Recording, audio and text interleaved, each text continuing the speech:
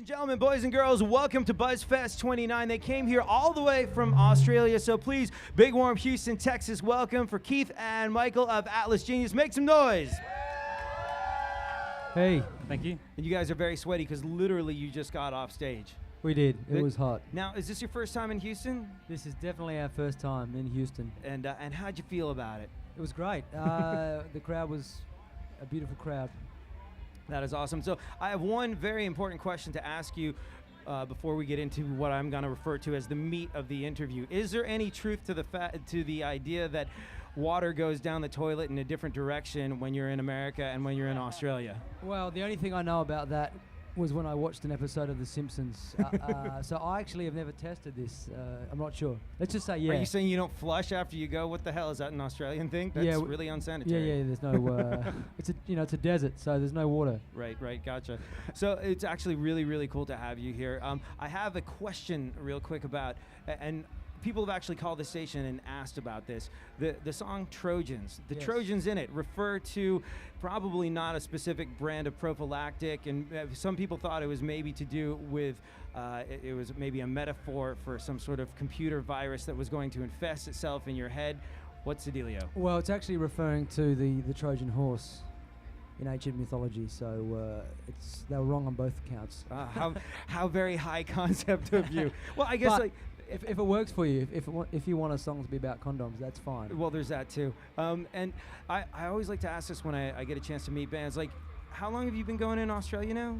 About 3 years. About 3 years, and now you're all over the world. You're being played on the radio in countries thousands and thousands of miles away from where you're originally from. It's got to be a bit of a heady experience. And you guys just had a really great set that I just watched, but.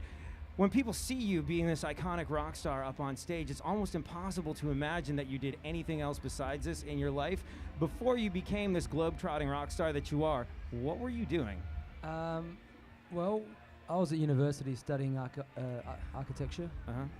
I was doing economics and yeah. So are you the guy that like closes the books at the end of every show? Or do you count the money in the band? Well, he didn't finish. We left before he finished, so he may have failed. We don't know. Yeah. It's just like, I've been to college for economics, might not be very good at it, but let me tell you how much money we made tonight. You've got it.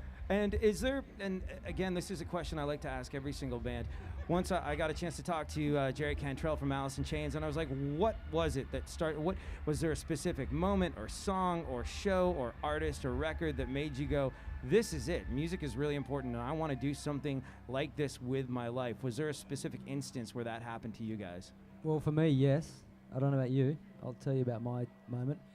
Hearing Smells Like Teen Spirit for the first time. Really? Yeah. Yeah, that was the moment for me. Hearing that and wondering what the hell is that, and that was it for me. Right, gotcha. That's a good one. And you?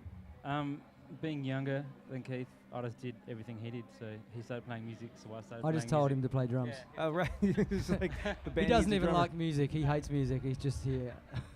And so, like, I've always wanted to be able to ask this of bands from different countries. Is like being in a band, the whole experience of being a professional musician, being in a band, putting out records, touring, all that. What are the key differences between doing it in Australia and then coming to America and doing it here? Well, I think I've noticed that people are extra nice because they know we've travelled a long way. They kind of put up with us, so people are really nice over here. But I think I think it's just as opposed to the unconscionable bastards that are at home. Correct. Yeah, they're very tough down there. Actually, I think Australian crowds are probably hard. American crowds are good, like really friendly crowds. That's something that I've noticed. We're easier to win over to your cause. Well, I just think I think Americans are more willing to kind of express themselves, whereas Australians are kind of a bit more held back. So. Americans let you know if they like it. Right. Well, I mean, also, you're in Houston, Texas right now. Houston, Texas is a music town. People appreciate a guy that can play a guitar here, like yeah, see, there you go. And so I think there's an inherent respect, especially right here, for people that make music, whether it's for a living or but like people, they're like, you can play a guitar. That is awesome. I'm going to show up at your show. Well, that's what makes this city great. Because the world needs more cities that appreciate music. This is true. So, ladies and gentlemen of Houston, Texas, give it up for yourselves because Atlas Genius feels like we need more of you. And one more time, make some noise for Atlas.